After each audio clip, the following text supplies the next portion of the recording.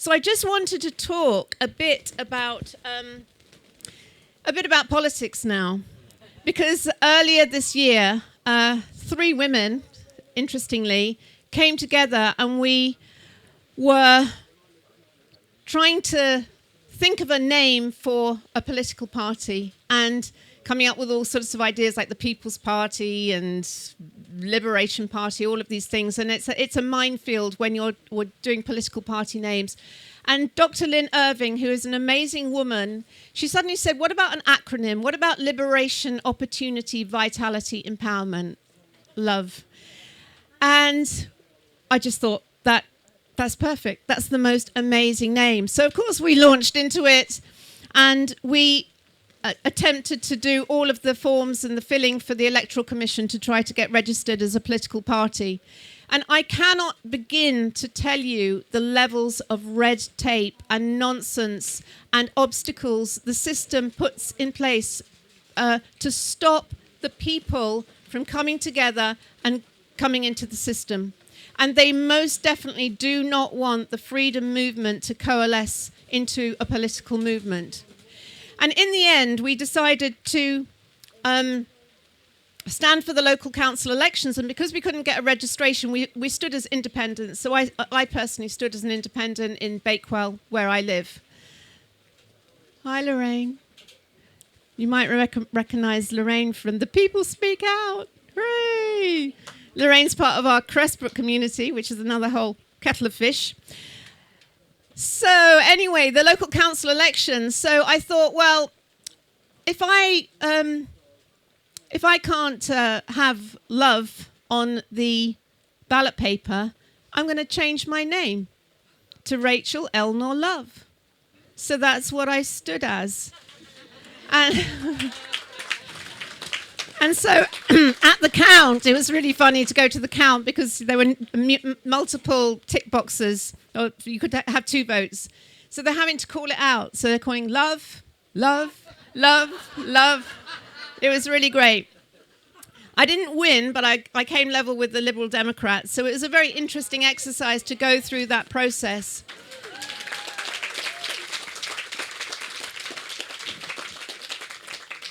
And so we just decided, actually, do you know what? Why not let's ditch the system and actually stand as independents, but as part of a movement, as part of a love movement, as part of the freedom movement. So all of those people who stand for the values of liberation, opportunity, vitality, empowerment, why don't we just all stand as independents and really go after the lost electorate? Now, by that, I mean all of those people who just aren't bothered about voting because they've lost interest in the system, they can't be bothered, there's apathy. So I just want to give you some figures on how the democracy system works in this country right now. This is the results from this is one constituency in the you're going to glaze over, but bear with me because I know politics, a lot of us kind of switch off. But if we switch off from politics, we're just leaving an open goal. They can just walk straight in. And I want to demonstrate to you from some figures here to show you how easy it is for them to walk into the Houses of Parliament with a minimal amount of people actually supporting them. This is the mainstream parties who we all know are backed by the World Economic Forum. And we have a government right now which is not of the people, by the people, and for the people. We have a government right now which is of the corporations, by the corporations, for the corporations. And if we allow that to continue, you see, governments can't take away our rights, but corporations can. Well, sorry, you can't have my service unless you comply. You can't be on YouTube unless you comply. You can't come into my supermarket unless you comply. You can't have my energy unless you comply. You can't have your mobile phone. You can't get on the train unless you comply. That's how they will get around the rights of the people, by pushing everything through corporate.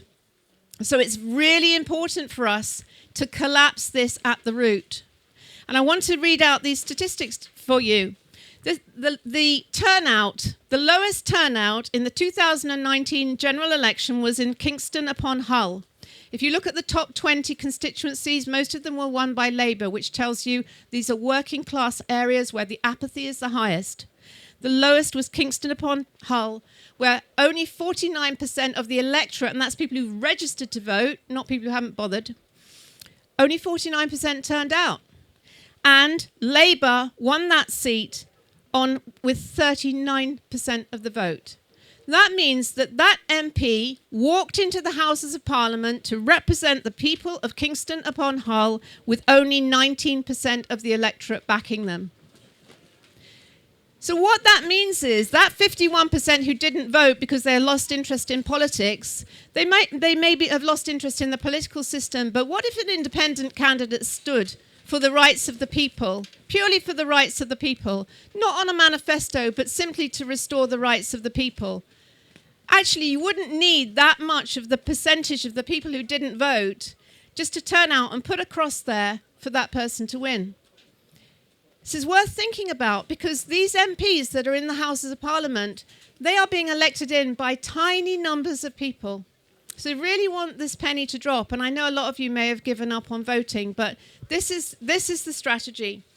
So we have, and this is I think my time's probably up.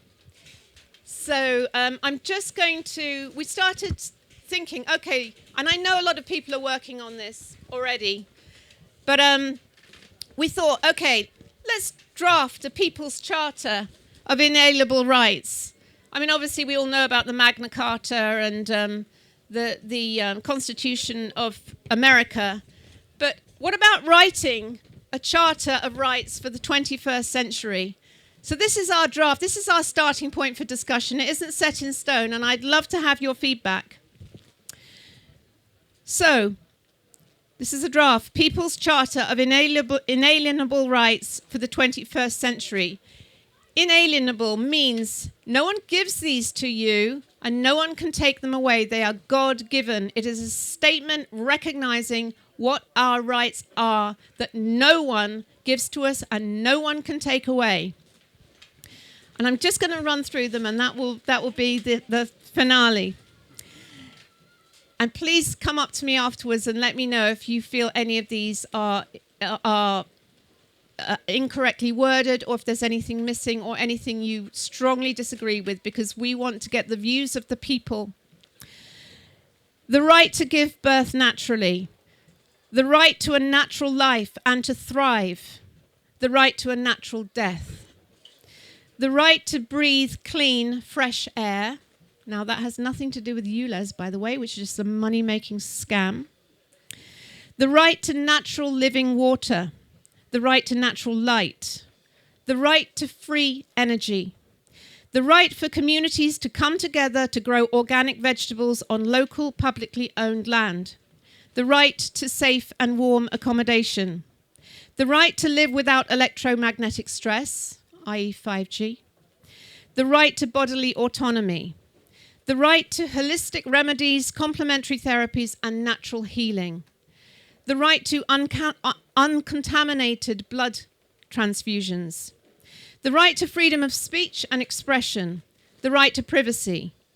The right to be made aware if psychological manipulation techniques are being used on us. The right to freely associate with others. The right to freedom of movement. The right to analog living, i.e. not being fully in the digital world. The right to home educate our children. The right to trade without taxation. The right to use cash or any other tangible currency. The right to have a bank account. The right to be treated as innocent until proven guilty. The right to remain silent. The right to a trial by jury. The right, if convicted, to trauma healing and rehabilitation. The right to spiritual freedom. The right to the pursuit of happiness. The right to live in peace. Thank you.